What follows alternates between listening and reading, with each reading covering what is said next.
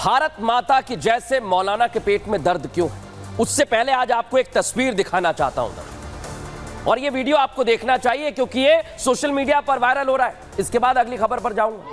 हर mobile में share किया जा रहा है। ये खबर मैनपुरी से सामने आई है। पूरी खबर बताऊं उससे पहले आपको वीडियो सुनना चाहिए। देखिए जरा। आंखों में आंखें मत डालो, आंखों में आंखें मत डालो। डरने वाला नहीं हूँ मैं। सीओ साहब संतोष कुमार सिंह, समझे कि नहीं समझे? तुम हमको जानते हो कौन है? हटिए पहले। एक लड़की रो रही है, उसकी माँ रो रही है और तुम्हारी हाथ पकड़ रहे हो। आंखों में आंखें मत डालो,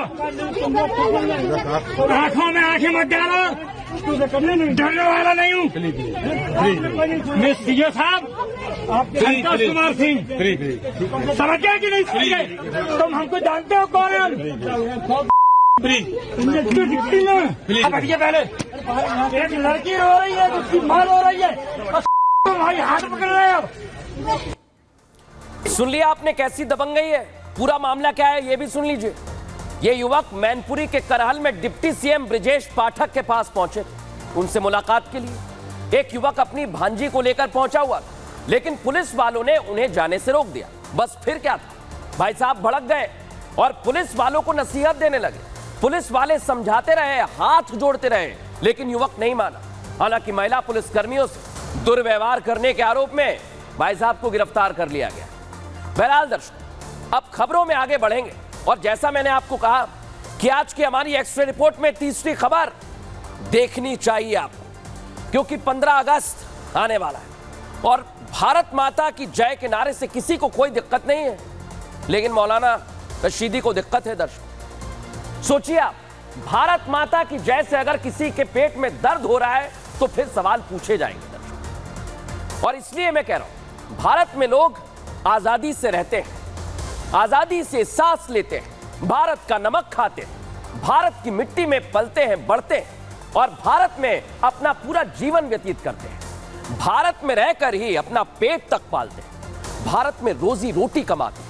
लेकिन इनमें से कई लोग ऐसे हैं जिन्हें स्वदेश की मिट्टी के लिए वफादारी नहीं दिखती। ये वो भारतीय हैं जो जिस थाली में खाते हैं उसी में छेद करते हैं। अपना वजूद देश के होने के बावजूद भारत माता की जय से दिक्कत हो गई है। और सही सुन रहे हैं आप, बिल्कुल हमारे आपके बीच कई ऐसे लोग रह रहे हैं जिन्हें भारत माता से परेशानी है। मैं यहां बात कर रहा हूं मौलाना साजिद रशीदी की। तस्वीर उनकी दिखाता हूं आप। ये वो मौलाना है साजिद रशीदी जिन्हें स्कूल में टीचर के मुसलमान से भारत माता की जय के नारे लगवाने पर दिक्कत हो रही है। बड़ी बात यही है, ये इसके विरोध में उतर आए हैं। दर्शक सोचिए आप, हम सब भारत माता की जय का नारा लगाते हैं, लेकिन मौलाना रशीदी को दिक्कत हो रही है। ये भारत माता की जय के नारों से परेशान हो गए और इसे संघीय मानसिकता बता रहे हैं। संघीय मानसिकता, ये साफ शब्दों में कह रहे हैं कि इनके लिए देश माता नहीं है। सुन लीजिए जरा पहले मौलाना साजिद रशीदी। कि सर्वोदय बाल विद्यालय स्कूल का एक जुलूस 15 अगस्त के उपलक्ष्य में निकल रहा था, जिसमें स्कूल के टीचर मुसलमान बच्चों से भारत माता की जय के नारे लगवा रहे थे।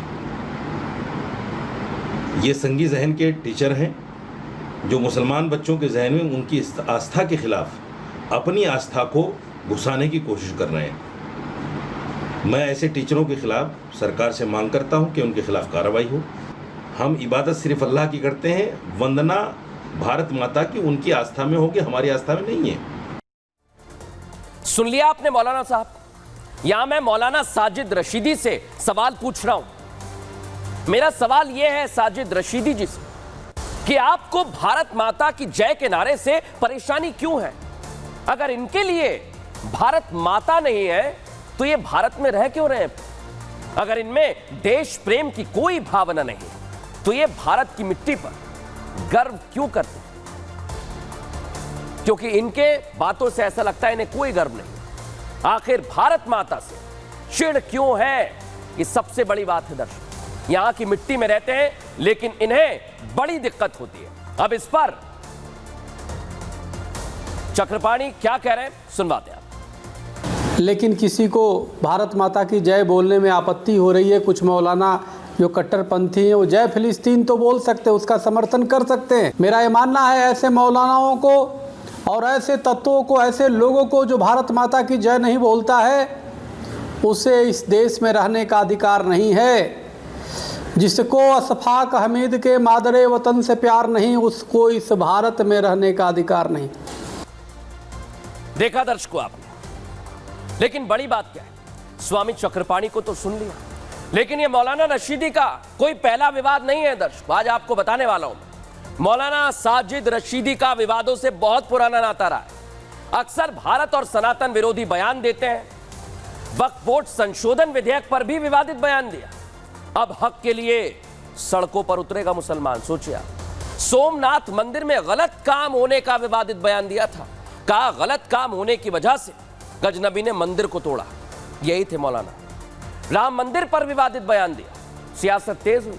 मंदिर तोड़कर पुनः मस्जिद का निर्माण हो सकता है, यह कह रहे थे। भारत के इस्लामिक देश जैसा बनने का भड़काऊ बयान दिया। देश के दोबारा बंटवारे और हिंसा की धमकी दे चुके हैं और अब इन्हें भारत माता से दिक्कत हो रही है। लेकिन देश विरोधी सोच क्यों है? आज केस 2 है हमारा, क्योंकि मदरसे में राष्ट्रगान का कोई विरोध करता है। मदरसों में भारत माता की जय बोलने का विरोध हो रहा है। ओवैसी संसद में जय फिलिस्तीन का नारा लगाते हैं। अकबरुद्दीन ओवैसी हिंदुओं को चेतावनी देते हैं, उनके भाई छोटे। 15 मिनट के लिए पुलिस हटा दो, देखना है क्या कर सकते हैं। तौकीर रजा हिंदू राष्ट्र की मांग करने वालों का विरोध करते हैं, खालिस्तान की मांग करने वालों को जायज बता रहे हैं।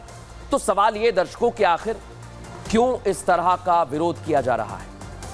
यह बहुत बड़ा सवाल है दर्शकों। लेकिन बड़ी बात क्या है दर्शकों कि आखिर इस तरह का बयान देने से सांप्रदायिक सौहार्द बिगड़ता है। हमारे देश के लिए अगर आप इस तरह से बयान देंगे तो फिर आपसे सवाल पूछे जाएंगे। लेकिन आज आपको एक और तस्वीर में दिखाने वाला हूं दर्शकों, और उत्तर प्रदेश, यहां से यह वीडियो सामने आया है जो किसी फिल्म की शूटिंग की तरह लग रहा है। देखिए जरा आप पहले। लेकिन यहां कोई फिल्म का सीन नहीं है दर्शकों, यह हकीकत है। खबर कासगंज की है, जहां 2 पक्षों में रंगदारी को लेकर एक दूसरे पर फायरिंग कर ली, दिन दहाड़े फायरिंग। तस्वीरें देखिए, लोगों के हाथ में बंदूक है, एक शख्स एक के बाद एक फायर कर रहा है। गोलियों की आवाज भी सुनाऊंगा आपको, सुनिए जरा।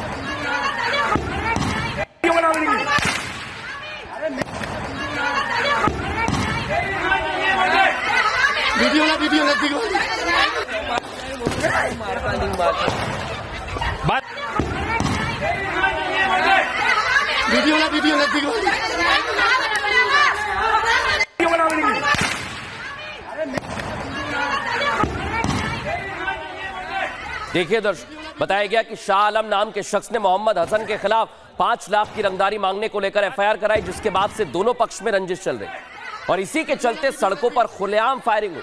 इलाके में दहशत का माहौल बन गया है, सोचिए आप। लेकिन इस मसले को लेकर पुलिस की टीम जांच कर रही है, क्या कह रही है सुनवाता हूं। पक्षों में आपस में कहासुनी होती है तथा ईंट पत्थर चलते हैं। हवाई फायरिंग भी की जाती है मौके पर। इस सूचना पर पटियाली थाना पुलिस तत्काल मौके पहुंचती है।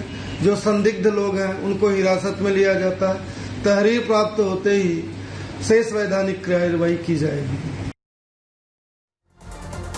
देखा दर्शकों आप, पुलिस जांच कर रही है।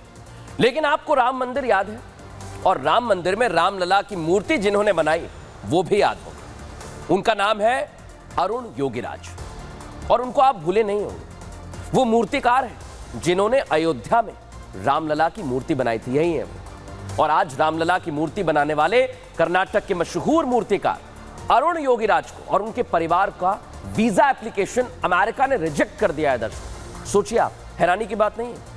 हैरत की बात तो यह भी है कि ऐसा क्यों किया गया है।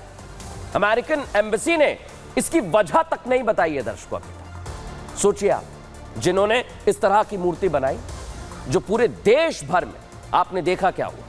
लेकिन क्या कह रहे हैं अरुण योगीराज, ये बड़ी बात है। उन्होंने सीधे कह दिया है कि अब जो भी वजह है वो सामने आएगी उन्हें इसके कारण नहीं पता है कि आखिर क्यों उनकी वीजा एप्लीकेशन को रिजेक्ट किया गया है। उन्होंने यह भी कहा कि हमने हर एक डॉक्यूमेंट, हर एक कागज सबमिट कर दिया है, लेकिन क्या दिक्कत आ रही है यह किसी को पता नहीं। लेकिन सोचना चाहिए, अरुण योगीराज इतने बड़े मूर्तिकार, आखिर अमेरिका उन्हें वीजा क्यों नहीं दे रहा?